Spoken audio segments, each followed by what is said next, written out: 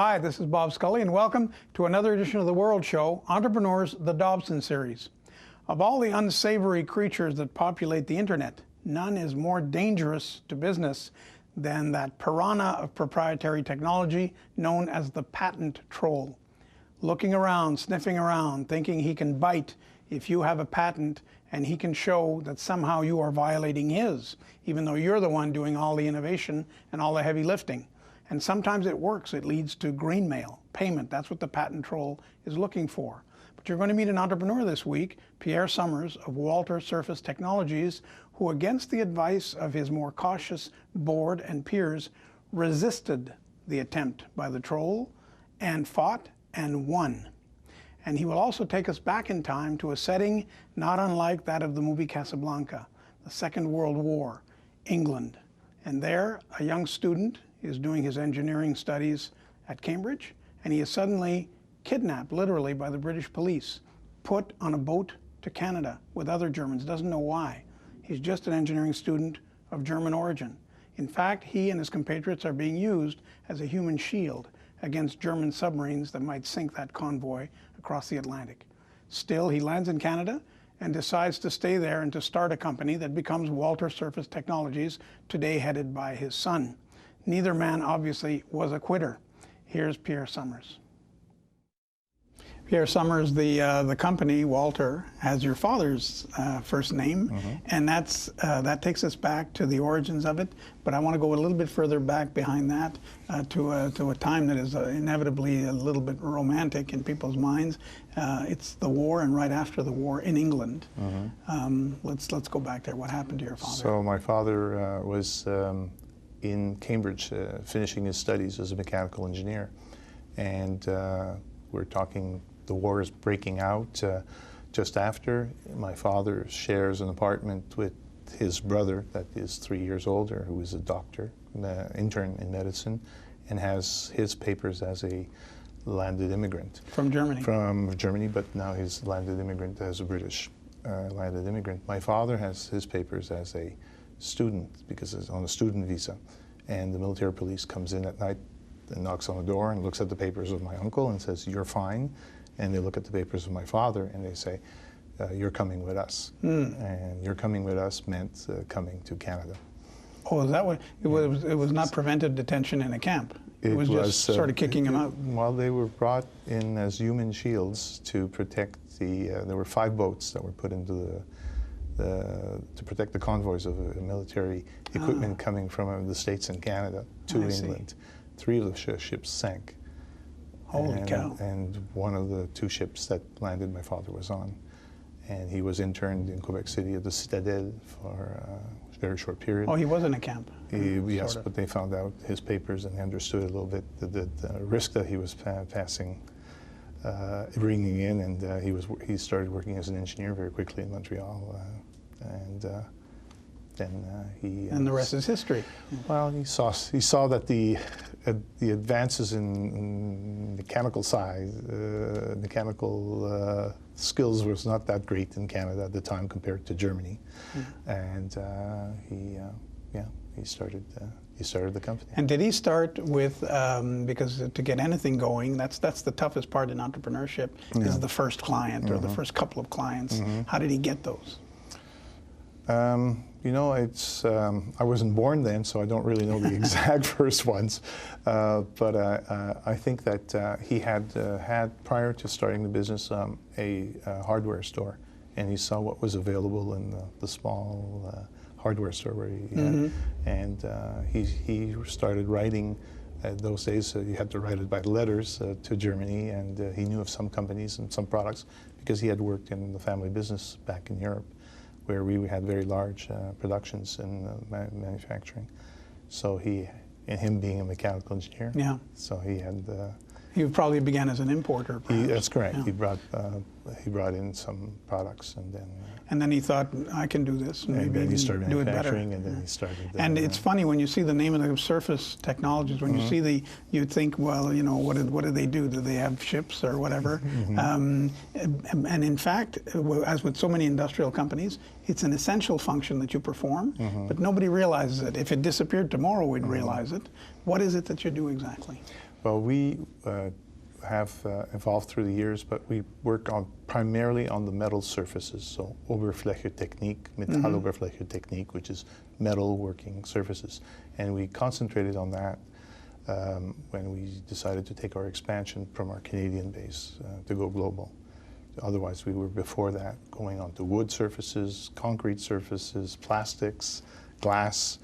It was, so you were a bit spread out. It was too much. This is when you took over, as a matter of fact. You That's sort of thought, I have to downsize. I had to bring the management up to date, and then we focused on this. So we put some of our employees in business on their own, liquidated and concentrated on metal surfaces, and therefore the name Surface Technologies.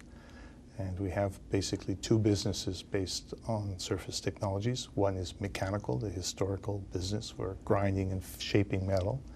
And the new one, the green business, which is also working on the metal surfaces. The VOCs. Which is called BioCircle, which is which holds great promise, of course. Which shows the promise. People are more ecologically conscious. Yeah. But just to be very concrete for the people watching, surfaces and working the metal surfaces, we imagine that whoever else is making something with metal takes care of the surface with the rest, but that's not true. It's a specialty. What is it exactly?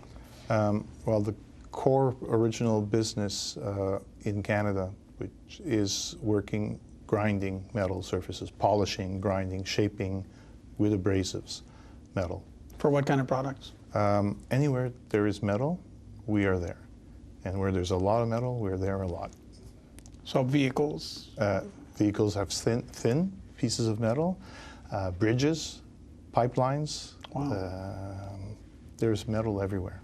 And the people who make the rest of it, the pipeline or whatever, or the bridge, can't do the surface? They need you? Well, they need to work the surface. They'll buy a piece of metal that is 20 feet long, and then they have to do something to it. So they can't just take that piece of metal and weld it immediately. They have to prepare the surface prior to welding. And after they've welded, they have to clean up what they've done. So they need us before and they need us after.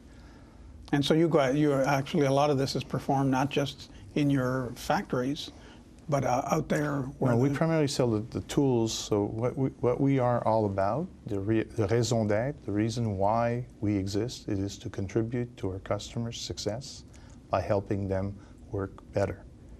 And that has been, since the beginning, what we are all about. And we have spanned through the different years, 62 years now, in the 50s, in the 60s, after the war, what is happening in Canada and North America and all over is reconstruction. Boom is the word. Yeah, everything is being built. New suburbs are being put in. Houses are going up, cars, washing machines. So that meant helping our customers work better, meant production, productivity. Time is money. Of course. In the 60s, 70s, we started seeing people with flowers in their hair. And we started seeing... You weren't sanding the flowers. We started seeing social conscience. We started seeing billboards going off on factories saying so many days without a working injury, so many... Right? So there was a conscience about safety. So we started contributing to our customers' success by adding the dimension of safety. So we started innovating with putting safety guards, slip mechanisms for the workers not to hurt themselves, but with no compromise towards productivity. And an owner that brings tools to his workers and gives them a tool that is productive and safe, the worker understands this and gives back to the owner the best that he can do. Of course. And so in some cases you were creating your market. You were making a market because some of these things didn't exist. Yeah, we tried to stay a little bit ahead of the curve. So in the 80s and 90s, the third era of Walter came about, which was we started hearing about the ozone layer. We started hearing about the Montreal Protocol in '76. Yeah. And there became a conscious regard towards sustainability. Because of our very strong German roots, this consciousness was much more developed in Germany. And we brought it back from our German facilities into the North American market. So safer and cleaner. Safer, Green. Productivity first, safety second, and sustainability or green. So that was the third era of our, but it was always just the definition of helping our customers work better that evolved. We just added another dimension to it. So it's not just a legacy business, even though it does have roots even beyond your father in the old days in the old country. It's very much an R&D business, as I hear you describe it. Well, if you look at our staff and our resources for our Canadian, at least 10% of our staff is involved in R&D. And is it like a lab where multiple labs we have? And most of the ideas are no good, but one idea is a winner. Is that? Well, that would be a very bad business model if only one idea was good. But we have a number of them, and some are big ideas, and some are small ideas, and some are continuous improvements as technology develops. Some of the big ideas in the mechanical side were probably set in the 1850s, 1860s. But there has been improvements in the metallurgical side, on the coolant side. The chemistry is continuously evolving. We're looking at nanochemistries to improve the mechanical principles that were set over a century ago. And I've read in the research that you are loyal to your clients and they are loyal to you. So you practically have a foot in the door. You're always watching what they're doing and thinking, okay, they're going to have this problem. We'll have a solution when the problem comes up. There's a symbiosis, it seems. Well, I ask all my organization, we have team values for the whole company, but we ask them one criteria in what they do. Does this help the customer work better? If the answer is no, we drop it. If the answer is yes, let's see if we can do it. And in this realm, I would assume robots and robotics. I mean, I've seen it. Astoundingly, I've seen it with biscuits. I mean, with things that you wouldn't think are prone to robotics. I would assume that in this area, you must be working with less and less people and more machines, or not? Yes, we're working with less and less people, and it's like we just opened last month, August. We opened our new state-of-the-art facility. A facility like this that we would have opened maybe 20 years ago would have had 100 people working in production. This facility was designed for 3. Wow. But my staff overrode me, and we have now 5 because there's some things called holidays and of course, sickness and all that. So the factory... Which the robots don't care about, though. And the productivity is so great, but the jobs are being created every month out in the field in support of the product, out in the service side of the equation, not in the factory side. And in the area in which you work, intellectual property can be important. You innovate and you create things. It's critical. Yeah. And there are 2 avenues traditionally. And on this set, we've had people of one school and people of the other school. There's the Coca-Cola school, which is, we don't want patents. We want industrial secrets that we lock up in a safe. And we protect them that way. And the other school says, no, you want a patent and you want to be able to defend it. You were, I think it's fair to say, a victim of this kind of green mailing and trolling that goes on in the past. Let's talk about that. Yeah, that was probably in recent history of our company, the most painful and difficult decision that we had to do. And when I say we, I think I have to say I had to do. And that was we looked at, for our new technology, we had bought the research in Germany from the universities, had done all the proper preliminary work with lawyers and making sure that our patents and our position would allow us to operate. This was your green product? It's called BioCircle, yes. Yeah. It was our using state-of-the-art live microorganisms to wash metal parts. And we were a victim of a patent troll in the U.S. and it was a very long battle Somebody came up and said he stole our patent. Well, they had patents that were different and thought and brought a case to try to, yes, well, I think they wanted us to buy them. But that is the game, eh? That's correct. But we stuck to our position. It took us 10 years in the courts. It took us over $10 million, which is a lot of money for something that's futile, even for a good-sized company. And but in the end, we prevailed, and justice prevailed. It could have toppled you. Some of these things are. It was a drain on the organization. All the consultants and advisors and board members were recommending to settle, but it was the wrong thing to do. And how big was the risk? If you had lost, you won in the appeals court in Washington, D.C., I think, in the patent court. But let's say you had lost, would it have flattened you? It would have been a very big setback. The biggest loss would have been that our customers would have been less successful, because our competitors' patents were theoretical products, or products that don't work very well. And they would have picked up the market. And they would have blocked the market, yeah. What determined you to say no to your own board? No, we're going to go this way. Because I felt that the other side would have been, and are and would have been unreasonable in any way. So, and it was wrong. And did you find out who was behind the? Because a lot of these trolls, I'm told, they buy up all kinds of patents. No, this one was pretty obvious. Yeah? Yeah. I'm not, did you ever come? Now I know we can't get into maybe everything, but. I won't. But were you surprised? How does it start? Is it a letter in the mail in one morning that says you are infringing and you owe us X? We showed interest in getting close to them to see if there would have been a possibility of us working together, or perhaps even acquiring them to clean up the path a bit. And they said, well, you're welcome to come over, but we feel you're infringing on our patents. So then we went in with lawyers to be very careful, but it was... And so in the age-old debate between patents versus commercial secrets, if you had had just a commercial secret, they could have run off with it.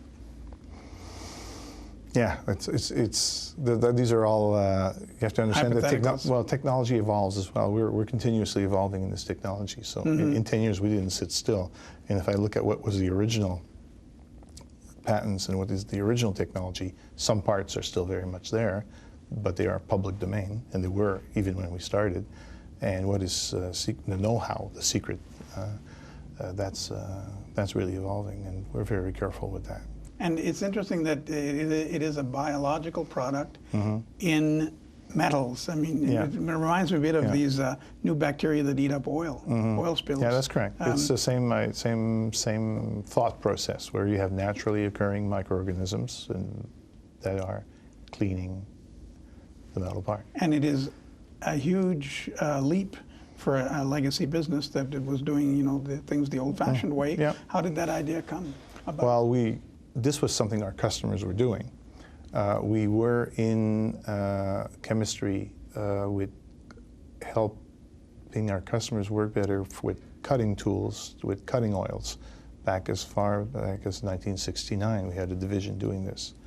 And some of our customers were using the cutting fluids not only to use them to help their tools last longer, but they were actually using the cutting fluid to clean. We had shops where we were doing service on our equipment in our productions, and we were using these types of cleaners. And we started looking at how could we do something better, and what was available. And because of our access to Germany and to the German universities, which we work very closely with, we were able to develop, acquire and develop this technology. And you also work on, I learned a new word, VOC, volatile organic compound, on emissions that I suppose in the air are poisonous in stopping their spread, which is a different operation. Yes, well, that's correct. It is the same thought process as how still to help our customers work better, working greener now. And we like to say the new green is orange, and that's the company colors. Yeah, why? Well, because there's a lot of greenwashing going on. So there's a lot of people that are saying their products are green, and what they do is they take out the active ingredient out of the product. And therefore, it is green, but it doesn't work. Our products work. It's like low fat in groceries. Yeah. Maybe, yeah. And who finds the names? Because I've often noticed in heavy industry, people have a knack for poetic names. So you have the Cool Cut Double X. Is it a blade, I think? Yes. An ultra thin blade. Who comes up with a name like that? Well, we have a good marketing department. Sometimes it really comes from the field. We have an extremely well-developed system for getting information and getting our customers to contribute and feedback. They really like our stuff, and some are very colorful, and some of the names come from what they call it. And some of them, we have some creative people as well. And in this business is obviously if you're selling something, I think you have the thinnest blade in existence. That's product. Yes. What the other stuff you described when you're helping the customer have more productivity in a greener way, and so that's service. Yes. Where's the money in this business? Is it product or service or both? The money we price to value. So the money is where we create the most value. So either way, then. It's where the most value is being created. And you recoup your R&D, of course. And we need to recoup our R&D so that we can keep on coming up with new ones. But do you occasionally just daydream a bit and say, I mean, do you get ideas like, I mean, it sounds to me like a business where you have to be extremely creative because everybody has thought of everything that's obvious. You have to think of something that's not obvious. Yeah, it becomes cultural too. We are asking our people continuously to decommodify product that people need, and how can we make it better? And that's what get away from the commodity, bring the price back up. And so how could you make a cutting wheel better? Making it thinner. It will cut faster and cooler and straighter if you know how to do it. Yeah. And then it's the cool cut. Yeah. Yeah. You should have a song to go with that. Cool cut. I mean, you should get a very popular product. Do a company song. Well, Pierre Somers, Walter's been around a long time. I have a feeling he'll be around even a lot longer. Thank you, and long life and good luck. Thank you very much, Robert. Nice being with you. Same here. Bye. Pierre Somers on Entrepreneurs, the Dobson series of the World Show. John Dobson's name you've heard many times on this series. It was his series. He conceived of it, he mentored it, he helped to make it happen, and he was that way with all kinds of initiatives concerning entrepreneurship. That's why we called him the first champion of entrepreneurship in North America. Indeed he was. As early as the 1960s, he had understood some of the principles that today have become cliches for politicians as to how small and medium-sized business, as it was then called, can create as many jobs as big business, and perhaps with better lasting effects on a community. John understood all that because he understood the economy and he understood capitalism. And so even though he passed away, sadly, last summer, he's still with us, especially in his own words, in this excellent biography by Craig Toomey, just put out by McGill Queen's University Press, called Up and to the Right, a pun on golf and on his capitalist creed. And John was not only a mentor to entrepreneurs everywhere and somebody who supported them and helped them, he was also a tremendous investor in small and medium-sized business and medium-cap businesses. And he became legendary. He started a fund called Formula Growth around 1960. If you had taken one of the starter stakes, $10,000, and put it there and left it there, that $10,000 would be worth $6 million today. He turned over 600 times. He beat the S&P by double digits year after year. He was incredible. He had tremendous judgment. And fortunately, we have this book that quotes him and quotes people around him, especially Randy Kelly, who now heads his fund, Formula Growth, and who in a way was his spiritual heir. So Randy is well placed to tell us how John thought. And this week and in coming weeks, we'll be quoting from this book, give you a little bit of a taste of it, and then maybe you'll want to go and read the whole book. So here's Randy. We were not allowed to be cautious. We had to take some risk. Otherwise, there could be no reward. John always reminded us that there were no rich pessimists. He wanted us to hit the ball straight down the fairway, and he wanted us to hit it a long way. He would browbeat us if we sold too soon, because he knew the math of compounding could not work its magic on our returns if we were out of stocks prematurely. So true, but easier said than done. He really did it. There'll be more from John Dobson in the weeks to come, and this was an episode of the Dobson series. I'm Bob Scully. Have a great week. Thanks.